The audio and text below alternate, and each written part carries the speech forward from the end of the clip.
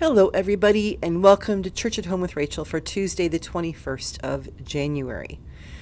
Well, yesterday was Inauguration Day, and I intentionally listened to as little as possible of everything that was happening because I didn't want my blood pressure to go through the roof, and I didn't want that to impact on what I would say for today's Church at Home. I listened to a little bit, so I'll mention that just a bit.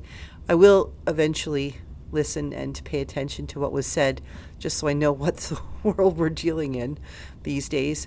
The little bit that I heard was taken from a speech. I think that was an extra speech that he was giving to those people who were hanging around, and God bless his soul, he wanted to reach out to them and give them the A treatment.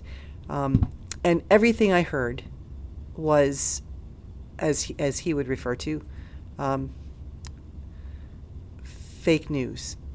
It just was like the things he was talking about are things that have already been fact checked and found to not be true.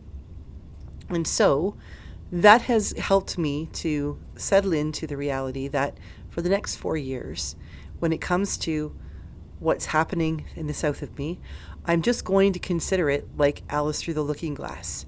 Everything that is not as it seems to be.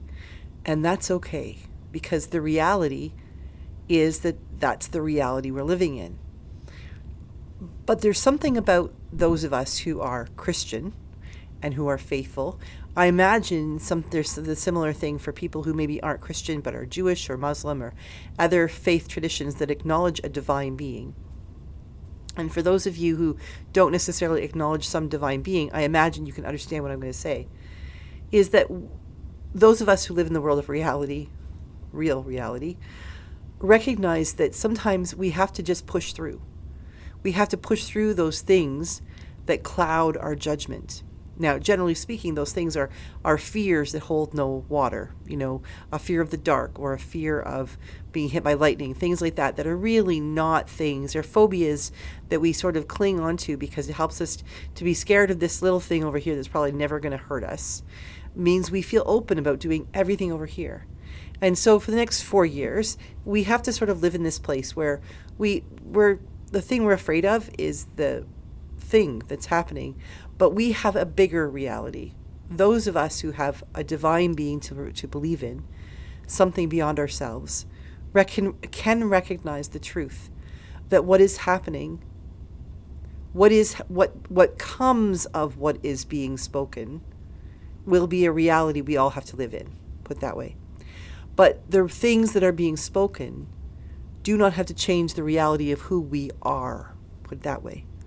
Those of us who believe in something bigger than we are, that calls us out of ourselves, that calls us to be kind to others, that calls us to look for truth, to look for honesty, to celebrate those things as virtues and not vices, that calls us to be compassionate and kind and to look out for our neighbor, to have hope for a brighter day and a beautiful tomorrow, and even to work for a beautiful today.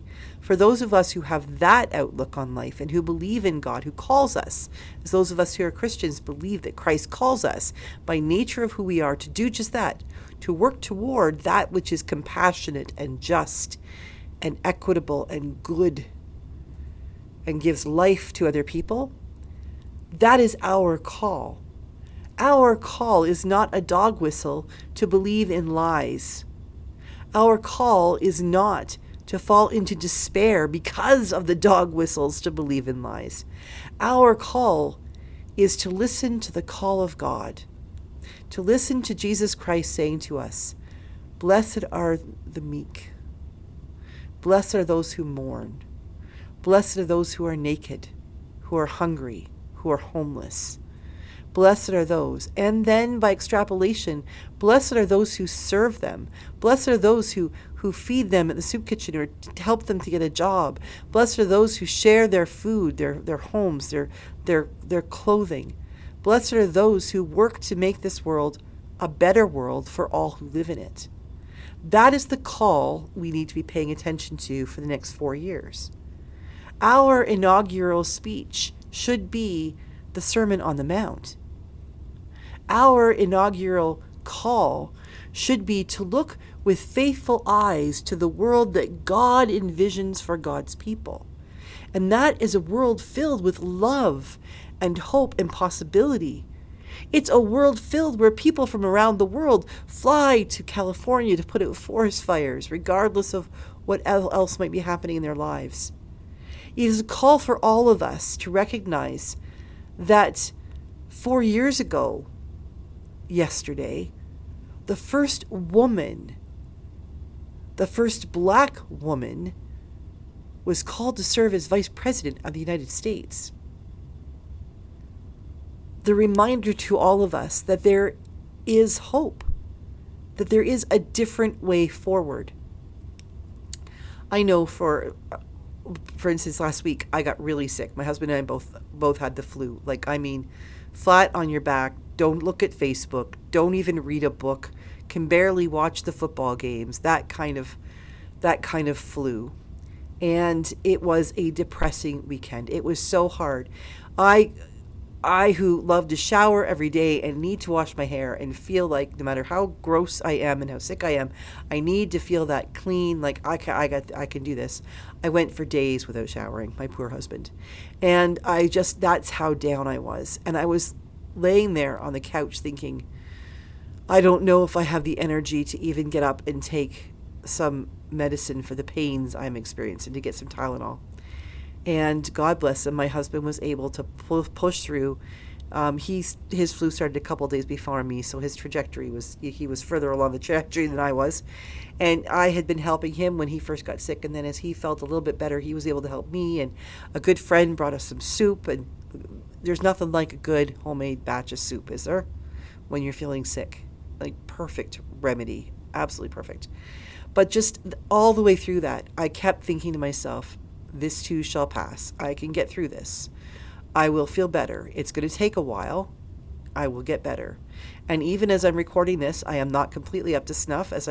Every time I have to go back upstairs in the cathedral, looking at the stairs is like looking at Mount Everest.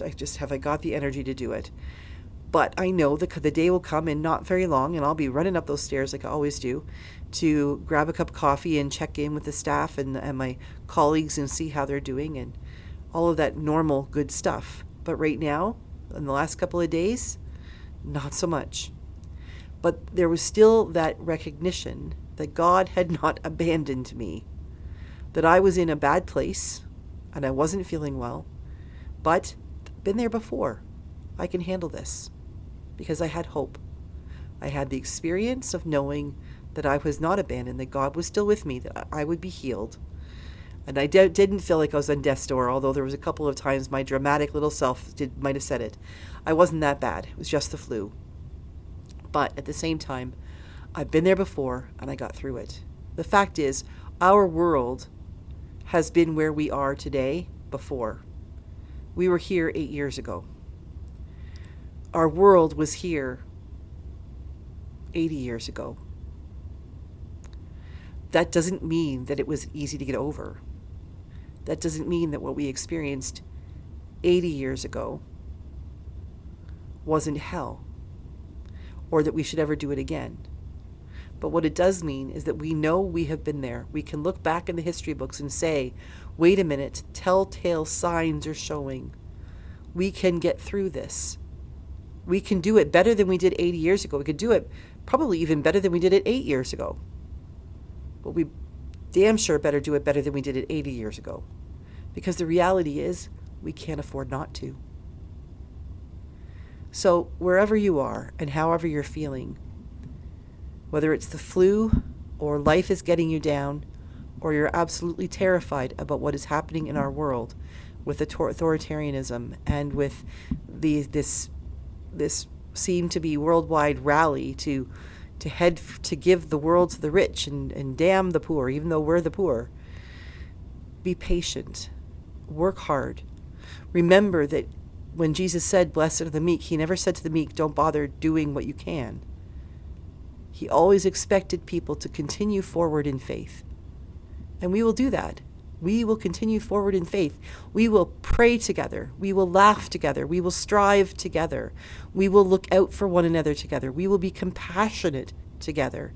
Even when others are calling us fools, even when others are telling us that's not the right thing to do, even if others are telling us it's illegal to do it. We will strive to do it because we can do no less. Because we who believe, we who know the truth, the real truth, are called to serve it. And our real truth acknowledges goodness and hope, and the recognition that in 4 years things could change. The recognition that if we work hard, tomorrow can change. We may not know how, and we may not know exactly what our role will be or what we can do to help it, but if we are ready, willing, and able to be compassionate, to pray, to be kind, to do our part, to believe in that which is better than we are, and move with that force, then we can be the people we are called to be, wherever we are, whatever our circumstances are. But right now, we just need to take a deep breath, pray if that's what you do, and acknowledge that we all have a part to play in making sure that the people who may become grist for the mill don't. There are people who may be in threat of being hurt in the next few years, and it's our responsibility to make sure that they're not. We need to be in this together, and we can be, because we know what is true. God bless you, everybody. Have a great day, and I'll see you again tomorrow for Church at Home with Rachel.